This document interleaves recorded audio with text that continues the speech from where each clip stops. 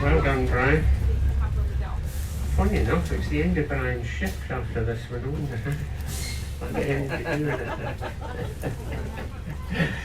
Welcome aboard. I have to reiterate, sorry, I know it's a pain, that face coverings are obligatory on the bus unless you're officially exempt. I'm supposed to read you a big sheet of paper about it. Welcome aboard St Andrew's Square. Scotland's patron saint is St Andrew, and I'm very upset to have found out he's actually patron saint for half the globe, to be honest. So I'm very miffed, very bitter. The monument centrally there is the Melville Monument, Henry Dundan's first Viscount Melville. He was a bit of a scallywag in the political arena at the turn of the 19th century, and he was never ever going to merit a statue. However, he procured, shall we say, a sum of money from every single member of the Royal Navy, and it was to be put in a bank account with express instructions when he died the monument was to be built. And of course, like everyone else, an awful lot of time during my lockdown and furlough periods, it was established that he, actually delayed the Abolition of Slavery Act for his own financial ends. He did support it eventually in with a sort of slight mitigation. So he went really from zero to sub-zero. Today, however, very important, he's a lightning conductor, so maybe as useful as he's ever been. Ahead of us, as Brian brings us round, is the Scott Monument, now the second tallest monument to a writer in the world.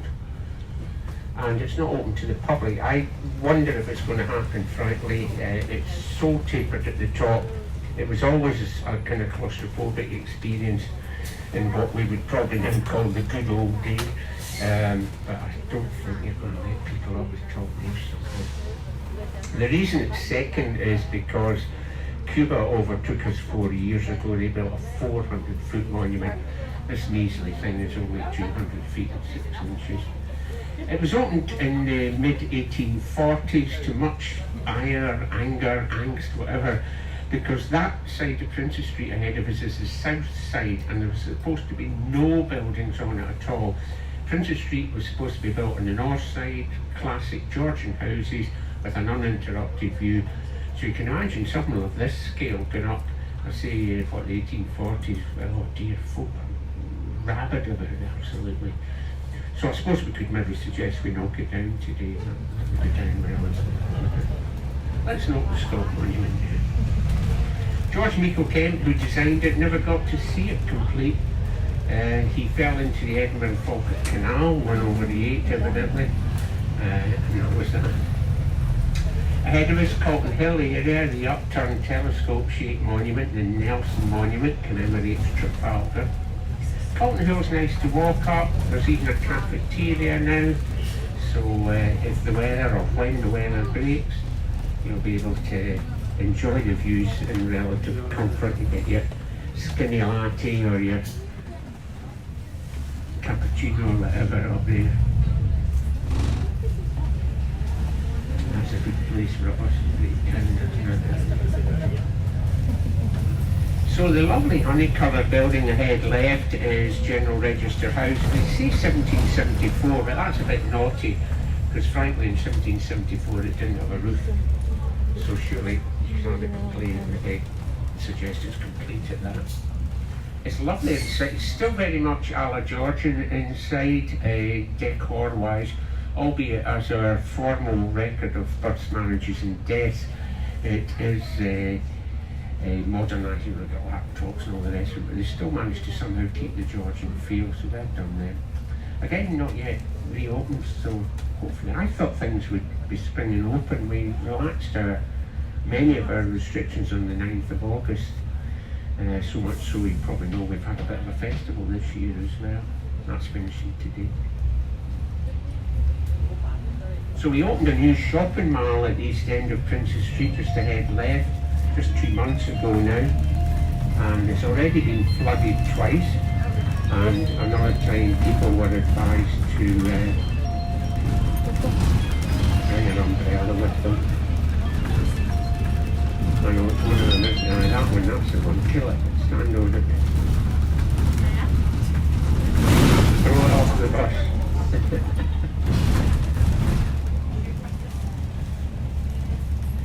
So, coming into view ahead of us, the Queen's Park, or Holyrood Park, one of the largest urban parks in Europe at 1 square mile. Let me stop the next one. Yeah, I'll do that. Don't you worry, leave it with me, it's my job. Yeah, we're taking number 2 stop, obviously, Brian, thanks to the lady down your bed.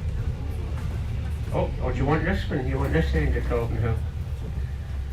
I don't know which one's the best. Well, quicker from here, I suppose you're here. Yeah, save you walking a bit. Thank you, Brian. What a nice man he is, eh? Thank you. Breaking all the rules. So ahead of us that Queen's Park or Holyrood Park. The top point, Arthur's Seat. Some people see a crouching lion there. I see an elephant's head. And some people, of course, just don't get it at all. It's a lump of lion, yeah, I don't see anything there. So ahead left, we've got the Old Royal High School, 1829. Just look at the state of it. How can we allow this? It's one of the most classic Georgian structures in the UK, and it's needing a bit of tender loving care. Front right, the Burns Monument commemorates Robert Burns, our national bard. Old Lang Syne, you might think you know it, I bet you don't. Not Rabbie Burns, please, I don't know where that's come from, he's not Rabbie. Robert, particularly on a Sunday, on the Sabbath, in his proper name. Down in the valley on the right, the Palace of Holyrood House, the Queen's official Scots residence. And she did come up, as you might know, she came up in July as she would normally, but having lost her husband of 73 years and having turned 95 years of age, we weren't sure she would arrive, but good on her, she did. There's a ruined abbey down there as well. There's been an abbey there since 1128, the time of our King David I. Basically, the palace began as a small royal residence in 1503, a honeymoon suite for our King James IV, who had married Margaret Tudor. This was momentous. How could Scots Stuarts get on with English Tudors? Well, they didn't, basically. They signed a treaty, not of peace, but of perpetual peace. And perpetuity evidently is only 10 years long. We were at each other's throats 10 years later. See, someone likes it.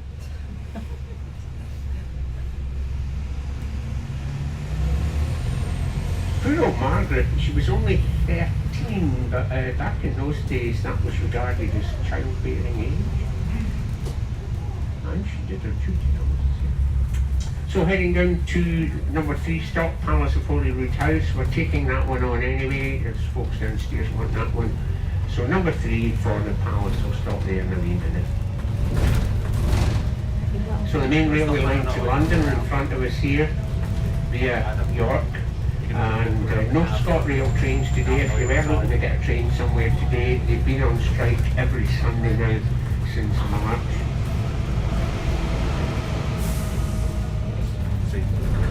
So number 3, the Palace stop. Last bus here just after 6. You get off here? Yeah, can I get off here?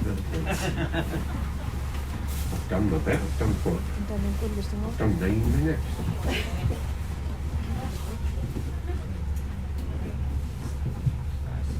So ahead left, the intriguing little structure is 16th century. It is called Queen Mary's Bathhouse. I can't see anyone with a brain cell having a bath in that, to be honest. It's somewhat remote from the palace, to put it mildly.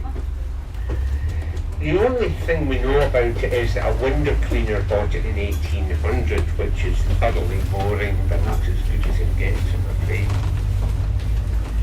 Now, if you glance at the junction, if you glance left as we go over the junction, you'll see the oldest parts of the palace standing. The towers there, 1530s and 40s. It's a pity the sun's not on it, because it really brings out that honey-coloured stone rather nicely. Ahead of us, the Queen's Park, or Holyrood Park we saw earlier. Wonderful walks and views. Just take care, mind. Quite steep, many of the paths, and generally unfenced. 3 rocks up there, Dunsapie, St Margaret's, man-made, and Duddingston, a natural rock with a bird sanctuary around it. So I think it is appreciated by Edinburgh people, even though it is our own backyard. You know, familiarity breeds contempt and all that. But I think we know if it's something special. Once you're in the heart of it all, neither sight nor sound of the city at all. So the curved white roof ahead right designates our Dynamic Earth, the ongoing Millennium Project for the whole of Scotland. This is geology neatly carved into wee bite-sized chunks. And it's fun, it's interactive, it makes you want more to do with geology. As a Millennium Project, it still exists thanks to their technological people who really know what they're about, constantly upgrading it, constantly modernising it, in other words, never rest on their laurels. So we've got a stop round here, number 4, if you're visiting Dynamic Earth, or indeed you want to walk in the park. Remember, up here, wave at me, downstairs, bell push. No movement up here, thanks. Right. So this was brewing. Edinburgh was a city of beer. 6 big breweries were here. By the 1990s, the whole area was an eyesore. The breweries were falling apart. And even the conservationists were delighted to see this area completely redeveloped, even though it is a World Heritage Site. In fact, Scottish Newcastle owned the site of Dynamic Earth and rather generously donated the land here to Edinburgh City Council on the basis it was used for the public benefit, and well, a Millennium Project seemed very beneficial for the public, to be honest. Up ahead of us, the Parliament Complex, old and new intermixed. The older element, Queensberry House, 17th century. The new part, very much 21st century, designed by Enrique Miralles, who was Catalonian. Now the new part's built along lines of symbolism, hence all the different shapes, bits jutting out, bits sticking out. It's symbolising Scotland yesterday, today, and perhaps more importantly, tomorrow. We established our current parliament in 1999, and it's a devolved parliament. That means it's not totally independent. It is, or it exercises certain devolved powers from Westminster and London, and others are still held at Westminster and London. So, for example, income tax is administered here now at Holyrood. We have different tax rates and different tax bands. So the parkland area used to be Crown property. That meant it was controlled by whoever the reigning monarch of the day might be. And in that position, our current Queen Elizabeth II made it over to the Scots people in 1999, coincidental with the arrival of the Parliament. So that's evidence left and right. There's a couple of wee crowns on top of the lamps signifying the original Crown property. On the left here, the castle-style structure is of course not a castle. It's Victorian anyway, so it's far too late for a castle. However, it was literally Victorian. Queen Victoria insisted on it going up to hide the brewery. She was a wee bit fussy at looking at a brewery from her grand palace. Probably not the best of ideas. I think one of the worst elements of a brewery in many people's minds is the stench of it that kind of permeates the air all around. Ahead of us, the gates no longer used of the palace. The left-hand column has got England's lion, and over to the right, Scotland's unicorn. You'll maybe see the chain entwined around the torso of the unicorn. One of the links is broken or missing, and that symbolises our freedom, our escape from slavery. Scottish Parliament also not open. I anticipated this might have been happening sooner rather than later, but not at the moment.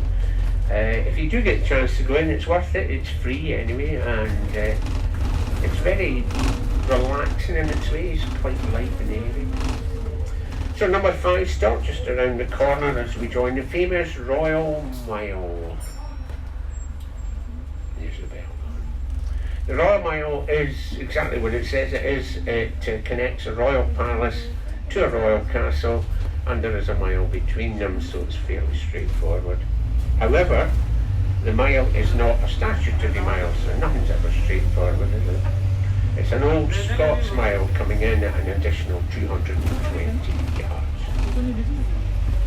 So this is one of the 5 elements. This is called Canongate. And this whole section, this whole area, not just the street, was a separate royal borough for over 700 years. It only became administratively joined to Edinburgh as recently as 1856. So living here, you were a proud canongation. In fact, some of the people still here call themselves canongations. You have to bear in mind the Royal Mile is not history preserved in aspect. The Royal Mile is, to some extent, an ordinary street, because in ground level up, or sorry, first floor up, lots of people live in the Royal Mile, thousands overall. Just in on the right, the Canongate Kirk, 1688. Dutch curvilinears, that design, bell-shaped for us. Ahead left, the Yellow Balcony, Murray House, 1620s. That's where a certain Joanne Kathleen Rowling first came to Edinburgh to study there. She wanted to be a teacher. As you know, that didn't transpire, and she wrote a number of short stories, and the publishers picked the right one, I think, to put into printed form. The one's about the wee boy with the round glasses, I think.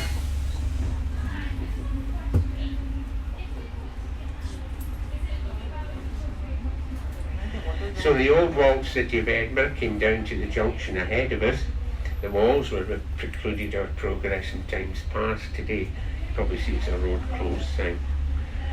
Just for your delectation, we've got not one but 2 diversions currently.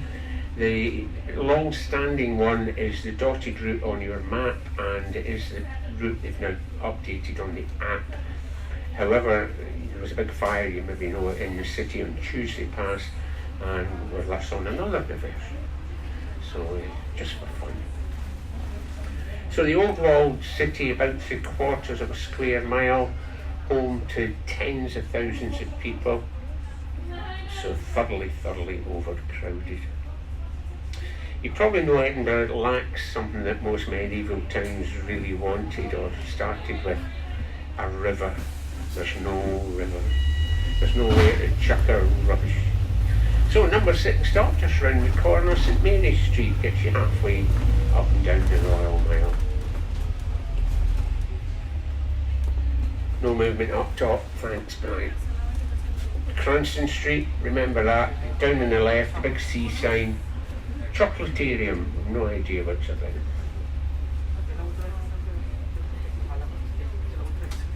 So when we do get a chance to turn here, we are still out with that old walled city. The walls would have paralleled us on our right once we go down St Mary's Street. Used to be St Mary's Wynd. It was a dark, narrow, covered walkway linking the Royal Mile here, the old town centre part of the old town, right down to a glacial valley. That's all the old town of Edinburgh was. It was like a herringbone pattern, the main street, the Royal Mile today, and dozens of little alleyways going off either side. That's where most of the people live. Therefore, that's where history was made. So the walls at this point were so thick that little hovels could be dug into them, and people actually lived within the walls. And they were provided with free weaponry. The city took advantage of that and said, right, you can get your house or your hovel as long as you protect the city. So up ahead, right by the bank, the grassy bank there, is the Flodden Wall. The Battle of Flodden, or should I say the Massacre of Flodden, was 1513. We managed to lose 10,000 Scots troops in 3 hours. You really could hardly make that up, could you? So we thought we'd better add to the city's defences. So up went the wall, made by you girls, because the men were dead. However, you took 30 years to put this up, so it was a waste of space basically as a defence mechanism. You tried. It's still there. I suppose that's the accolade, isn't it? It's still there. A wee bit ahead, left Chalmers Memorial Church. They ran out of money for the steeple and obviously went to IKEA for that one. Stick it up there, not get noticed. So we're in the south side of the city. We touched briefly on Mary Queen of Scots earlier. Very briefly. She came back to Scotland from France in 1561 at 18 years of age, already a widow. Her first husband was the King of France, he was dead. Now, was she kicked out of France because there was about to be a power play going on with the death of a king? Or did she choose to come back to Scotland simply to re-establish her authority here?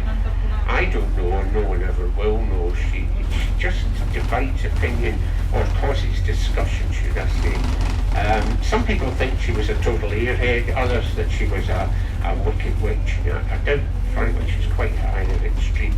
But it's always trying to find out where she was in the middle of that lot. There are many, many biographies about her. Read them, by all means, if you're at all interested. But read them with an inquisitive mind, particularly when you get to the conclusion or the epilogue. Just because the book's written by a historical expert with loads of letters after their name doesn't necessarily mean that their interpretation of the facts as we know them is the correct one. It's simply their opinion. And I would suggest that your opinion, my opinion, is as good as anyone else's.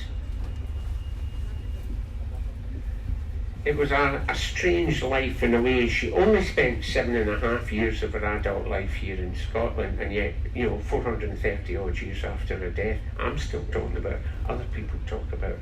There's another biography coming out yet,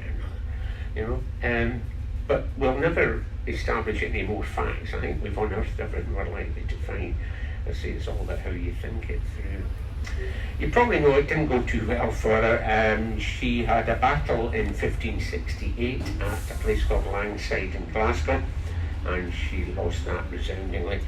She managed to beetle off initially down to the Solway Firth, which is in the southwest of Scotland, and then she went across there and ended up at the city of Carlisle, which of course is in England.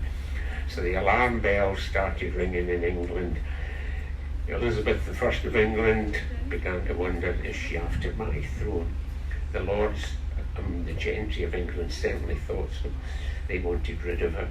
Was Mary after the English throne again? There, we'll never really know. I reckon when she was younger she was after it, but I reckon when things started to go against her she gave up. But that's my personal interpretation, if you like.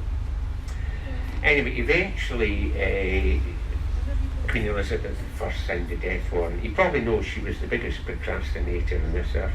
She never made her mind up about anything. She would never do anything. She must have been a nightmare to have as a queen.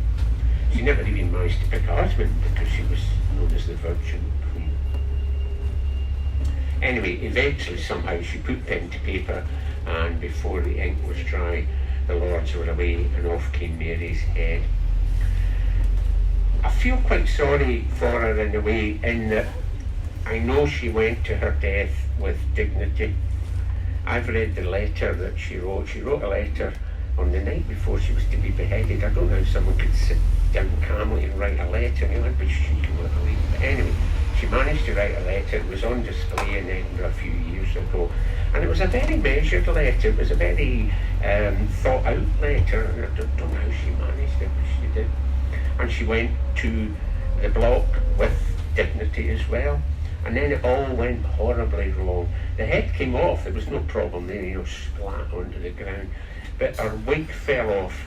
So obviously with the stress of it all, her hair had fallen out, or most of it, and she put a wig on. So that looked a bit ridiculous, almost comical, a wee farcical maybe. And not only that, but she'd taken her wee dog with her to the gallows. He was under her skirt, and the dog went berserk. Well, it realised something horrible was going on, so the dog went berserk. So it kind of took away from the relative dignity of that situation. So that was that, 1587. And then what happened? We all started talking about it. Still talking about it. The dome structure ahead forms the old College of Edinburgh University, 1789. The law faculty still today. And Walter Scott, who we talked about at the start, he graduated there as a lawyer. So while he is remembered historically primarily for the stories and the poems, the day job, if you like, was a lawyer. In fact, he became, Sheriff of Selkirkshire, some 40 miles south of us at one time. I think the old college, again it's personal, isn't it? I think it's the grandest Georgian structure in this city.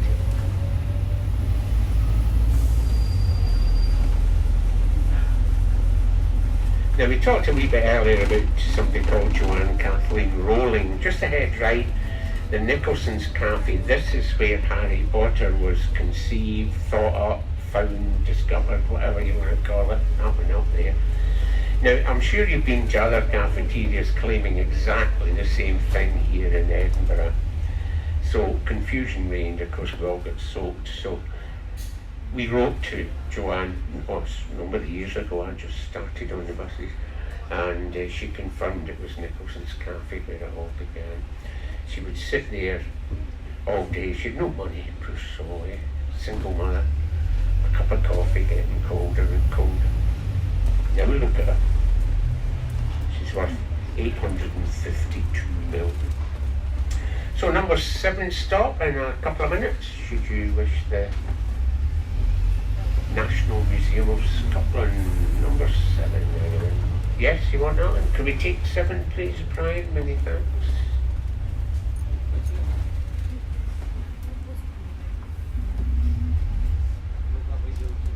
The museum's fabulous. There's no other way to describe it. It's so comprehensive. I don't think there's any aspect of Scots life, history and society it does not cover. For example, there's a rocket there. Now you might not know Scotland has a very active space agency in collaboration with some other countries. We're building a new space launch site on the Shetland Islands. And our spaceship's been there, done it and come back with a space t-shirt. Dolly the sheep's in there. The first cloned mammal in the world, cloned at the Roslin Institute, 9 miles south of Edinburgh. She's named after Dolly Parton, the country western side, for reasons that don't really go down too well on the tour bus, to be honest with you. Number 7 stop, National Museum. Thank you. Thank you. So up ahead of us, the Greyfriars area of town. I'm sure you know the name. Its history is dominated by a little dog called Bobby, a Skye Terrier. His master was Jock Gray, and Jock died in 1858, and the dog outlived him by rather miraculous for the dog, 14 years. And every day without fail for those 14 years, the dog would wander into the graveyard ahead of us and lie beside his master's grave. So it's a lovely, heartwarming story of the unconditional love and faithfulness that our animals give us. Even the goldfish likes you as long as you feed it regularly. Now, I mentioned the fire. I don't know if you're interested. Up on the right, Patisserie Valerie took the brunt of it.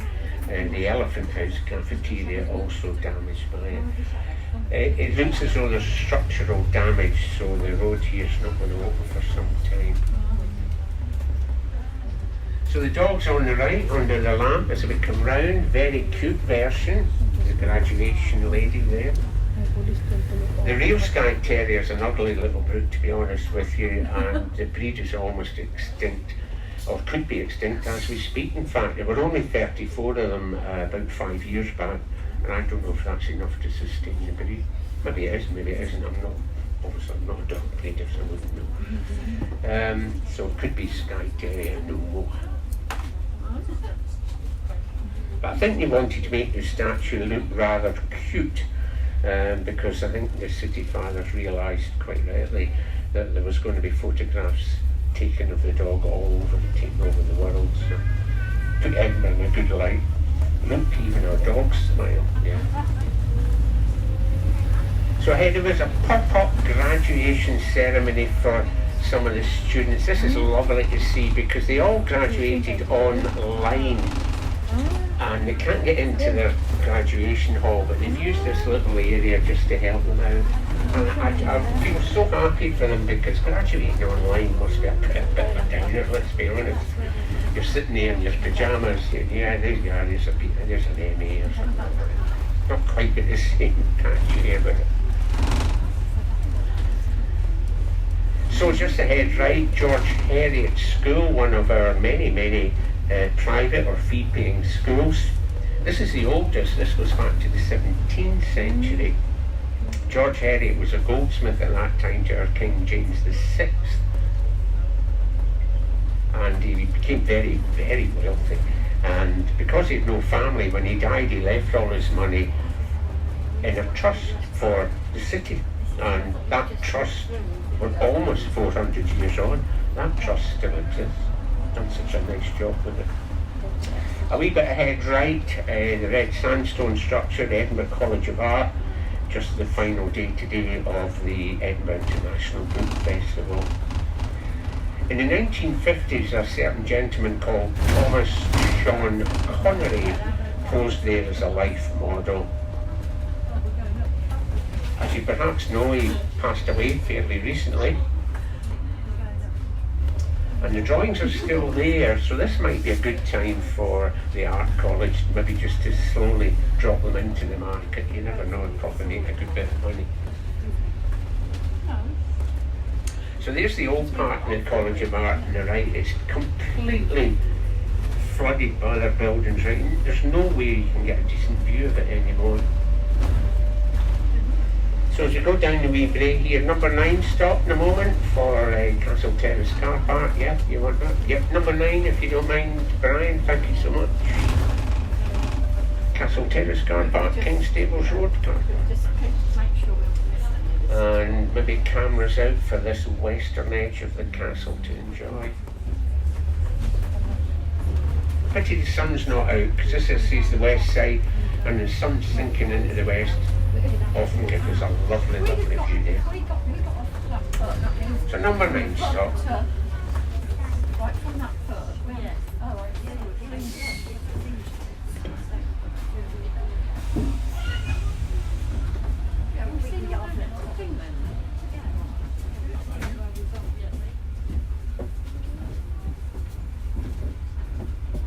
Cheers, bye-bye. So the castle is operational. It's on a slightly restricted basis in that some of the buildings are too small to get some visitors in, and in fairness to them, they have reduced the price to reflect that. Also nearby, Camera Obscura and the Outlook Tower. That's optical fun, officially the world of illusions. It is fun, you can have a right laugh in there. It's open till 10 at night, so if you want something to do in the evening, maybe that's an option. And also in the area, the beloved Scotch whisky experience says it all. Just up ahead left, the Esplanade, the only way into the castle. It was always very flexible as we developed weaponry or guns over the years.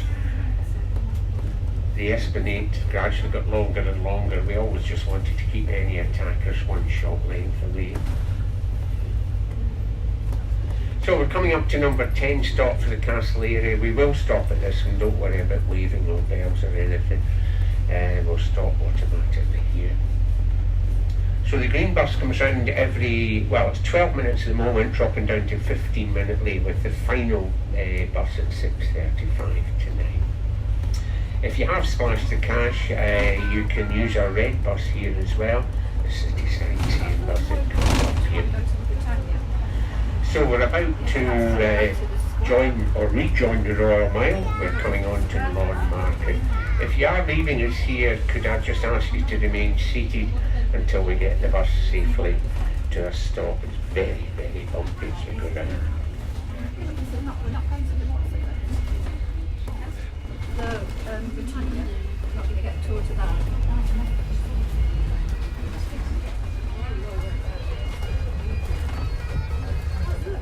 This is not a pedestrian precinct.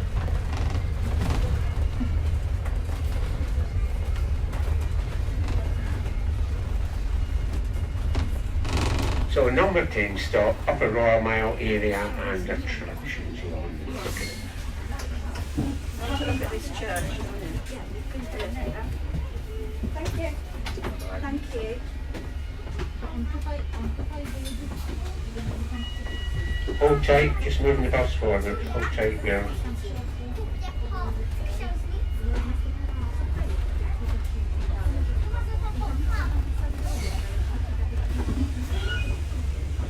So up ahead here, the impressive church structure is called St. Giles High Kirk. Kirk means church, it does not mean cathedral, and that's quite right, it's not a cathedral. Albeit the guidebook says it's a cathedral, the stairs say it's a cathedral. It looks like a cathedral, twice in the 17th century it was a cathedral.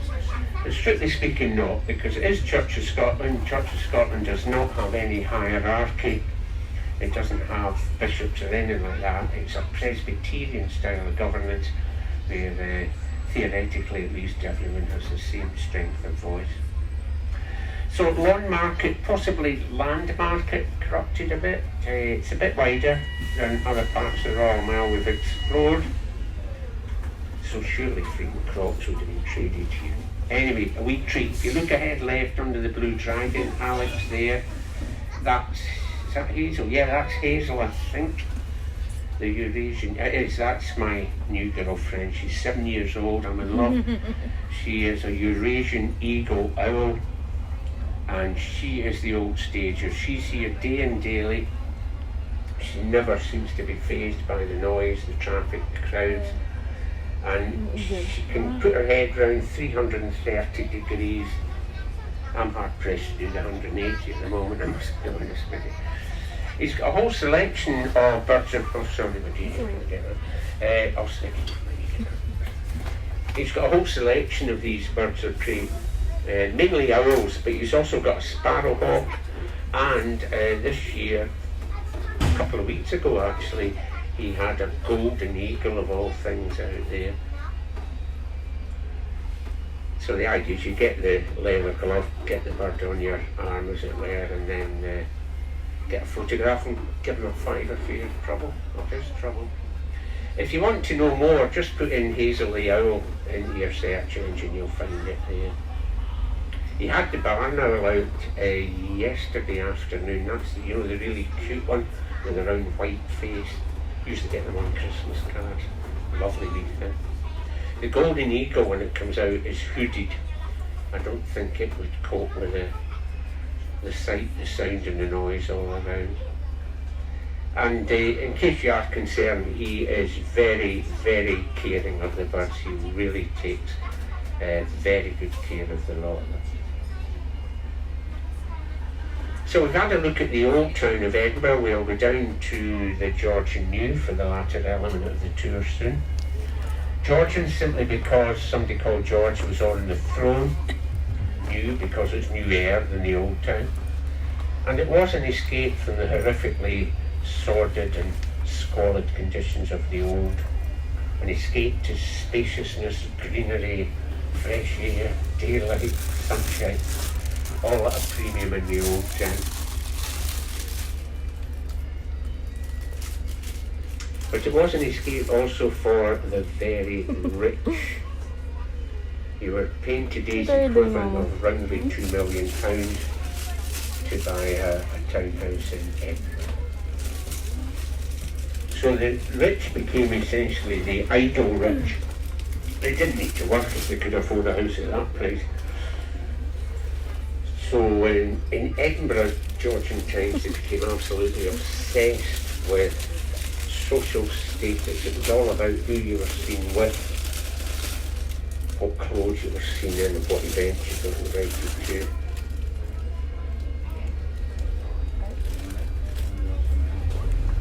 That short is awful noisy, isn't it? Oh, there you are, there's Hazel, now you get close up here. Look at her, there, calm as you like.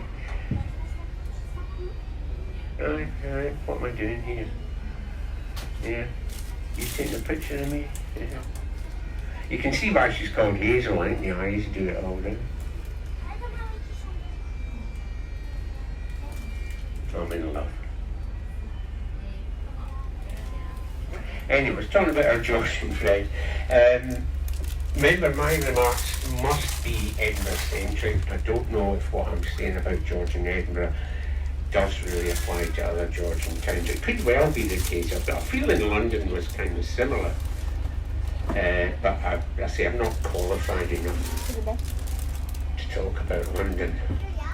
Go on, Charlie, on top of the bus. Look up at the bus. Hi, Jack. Charlie used to be a colleague of mine on the bus too. Really nice bloke. Now these dragons are obviously just for show. Mr. Wardrobe obviously liked dragons. There's another pair at the inner end. They were just up there from the 1890s, but latterly they were a very dull shade of brown and they were taken away for refurbishment. It must be only 5 or 6 years ago. And when they took off the paint to try and, bring them back to life, as it were, they discovered that actually they'd been that lovely blue colour. But it could be, I suppose, to ward off evil spirits when I think about it. I don't think there's any real significance about them.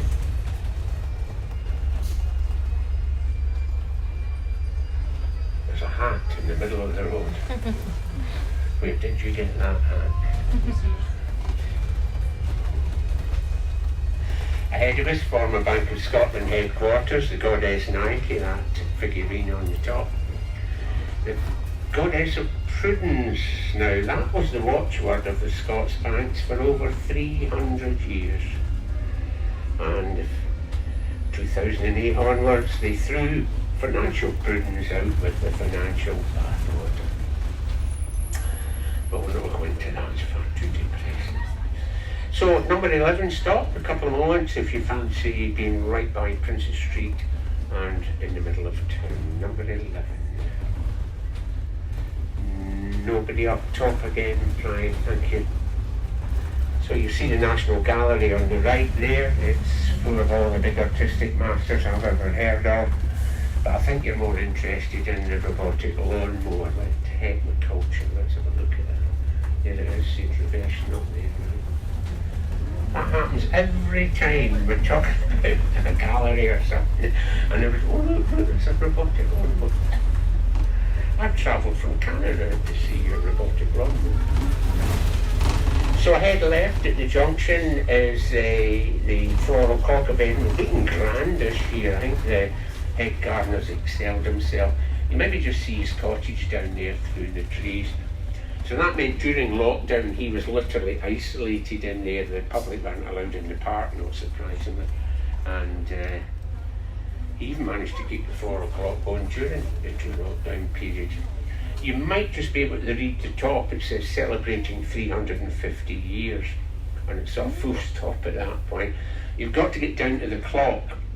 It's actually 351 years of the Royal Botanic Gardens of Edinburgh. This is if ever there was a labour of love, it must be this. 6 weeks generally, or more, but certainly 40,000 seedlings to make up the pattern, depending on what the pattern is, of course. And because there's a clock in the middle of it, he has to lie astride a ladder so the clock face doesn't get damaged. So this is us getting into the new town proper at this point. Hanover Street, representing the Hanoverian dynasty. They were rulers of Great Britain from 1714. Queen Anne died at that time, and we didn't have a successor because every one of our children, bar one, died in infancy, and the other one just died very young anyway. So we had to hunt around a bit to find a king. So Hanover gave us 4 Georges, one after the other, which makes things nice and easy. And well, we were just around it all.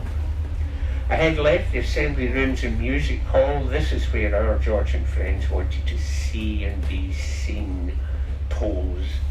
Now the ballroom just by the base of the flags there, flag poles rather, is sumptuous. It's absolute, it's 100% Georgian even today. So George Street here was another element of the financial sector of Edinburgh. It began to reinvent itself, initially at bars and restaurants in the bigger bank branches. And then, as you see, we've got all these kind of specialised shops. Maybe they'll survive COVID, I don't know, but that might be the way forward. Just a wee bit ahead left, with a white flag, you'll maybe notice the little lighthouse flashing away, signifying the headquarters of the Commissioners of the Northern Lighthouse Board. Every single lighthouse around the coast of Scotland and the Isle of Man control from this building today. Long gone are the days when 3 men would be stationed at a remote island or headland for months on end. And even the smallest light still got 3 gentlemen to look after it. 2 of you in that kind of position would possibly lead to murder. So at least if there's 3 of you, you might A, prevent the murder, or at least be a witness to what went wrong. Computers don't murder each other, or do they? Maybe they do or not, they don't. They grab data from it.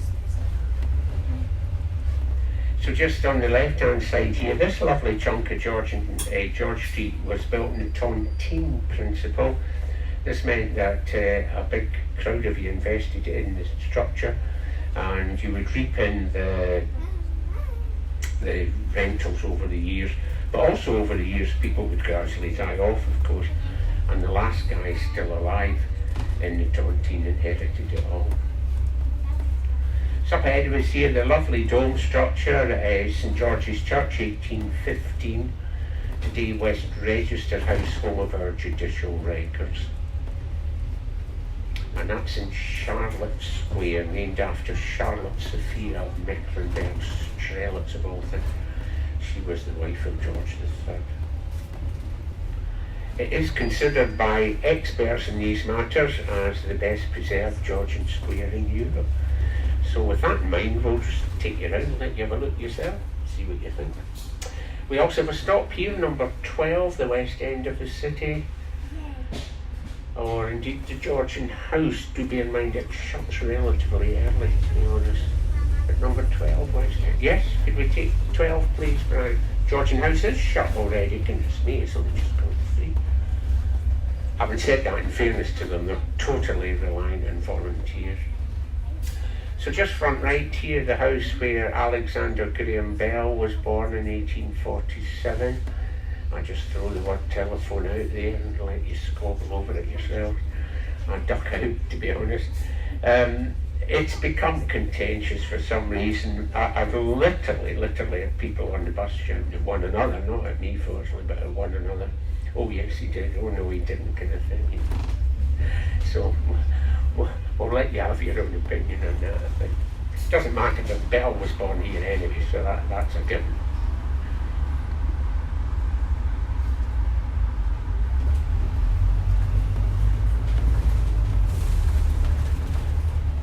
So the square certainly has a good claim to be the best preserved Georgian square in Europe. It was designed by Robert Adam, who was a fantastic architect, actually commissioned Europe-wide towards the end of the 18th century. So much so when he died in 1793, there was a huge number of these commissions out. Number 12, stop, Charlotte Square. Thank you. Thank you.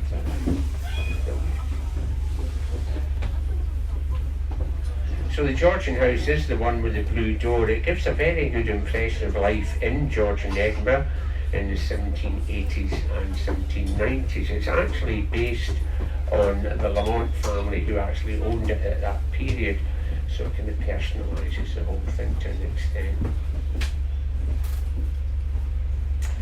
Now, social Georgian Edinburgh, the lamps here were part of that. A lit lamp, even in whale oil days, didn't give out much light, but a lit lamp was basically saying, we're prepared to receive guests, do call. And then look at the stonework, lovely dressed stone, ground level up to show off, but random rubble in the basement, because that's all the servants deserved, or the tradespeople or the delivery people. That was a bit extreme because it took longer and thus cost more to produce the random rubble effect than to simply dress all the stone in the first instance. But as I said, they were hell-bent on getting a social differentiation, and this is a prime example of it. The old upstairs, downstairs, maybe we would have called it. So the first phase of the new town, you probably noticed a grid pattern. We weren't entirely sold on the idea that crescents and curves would suit Georgian architecture. And it was only into the 19th century that we began to do so. I'm glad we did, because in my mind some of the nicer parts of Georgian Edinburgh are indeed the crescents and curves. So Alban Place leading on to Queen Street, an area, as you can probably see, of commercial activity mainly.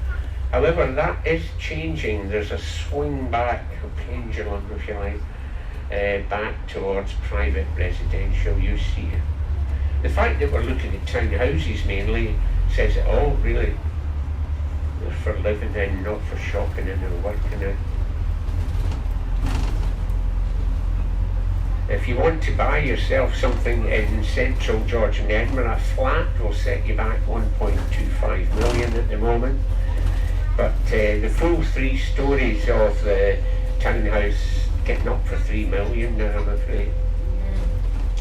Having said that, if you bought one here, some of them, not many fortunately, but some of the houses here have got a tunnel directly under the road into the gardens.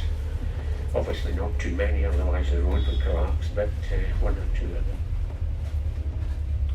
If you want a cheap option, you move about a mile out, you can get a flat for only 950,000 at the moment. Queen Street Gardens, probably empty. I know it's a cooler day, but it's not a bad day. Usually nobody in their Newtown residence parting with several £100s a year key rental, and for that they are buying the ability to exclude us. It's not exactly exclusivity, but it's excluding us. They're happy to do that. Normally, at the end of September, we have a doors open weekend when a lot of non-public buildings and gardens are open to the public. And I'm sure the Newtown residents dread the fact that Queen Street Gardens let the riffraff in. It's only for 2 hours each year. How much damage can we do in 2 hours? Well, you never know. Wait till you feel this road, and that's after they've resurfaced it recently.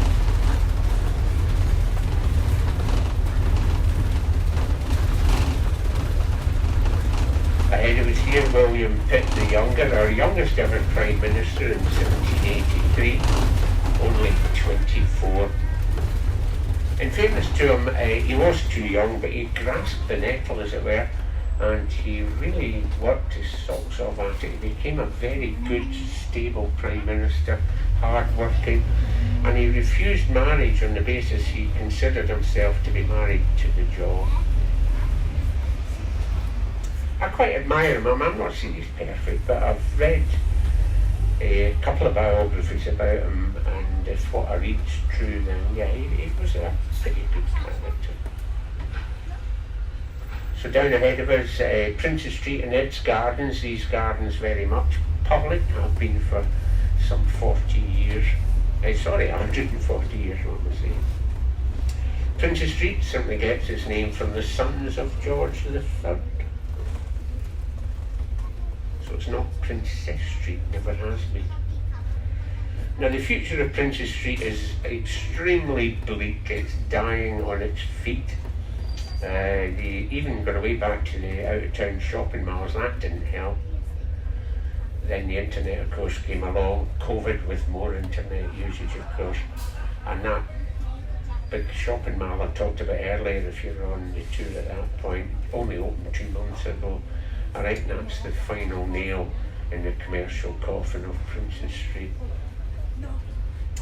When we get a chance to turn in a moment, if you look above Cafe Nero, and of course many other coffee shops are available for your use, you'll see a bit of the original Georgian Princes Street still extant. There's about 5 of these the entire length of the street, so try and get it in your mind's eye, and then of course the next bit's to try therefore and imagine it the entire length of the street. And I don't think that's easy, to be honest. I have a struggle with that.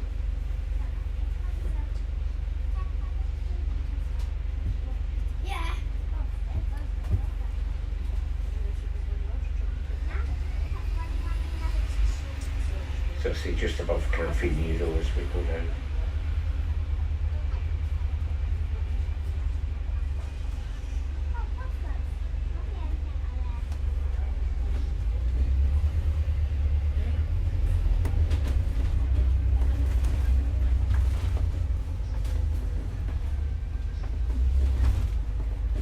So further along in the distance, the lovely clock tower of the former North British Station Hotel, today Balmoral. The clock is 4 minutes ahead of time. This was a tradition that the railway company instituted so that intending rail passengers always have a bit of time to spare to get down to the train. A wee bit ahead left through the junction, you maybe see the shiny black frontage to a 1960s building. It was British Home Stores of beloved memory, and it's listed, so 300 years from now there might be guides doing something like I'm doing, and they'll say there you are 300 years ago in the 1960s, look what they built.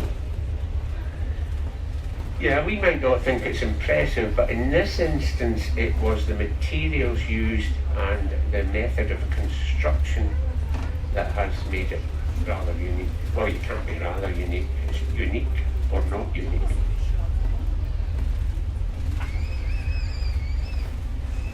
So we're just about to make our way back to St Andrew's Square. Grateful thanks, Brian, nice one again. And grateful thanks to your good selves for taking the trouble, A, to come to Edinburgh at all, and B, to come on the tour. This green route will be going on till 6 p.m. tonight, off again at 9 in the morning if you've still got validity in your ticket.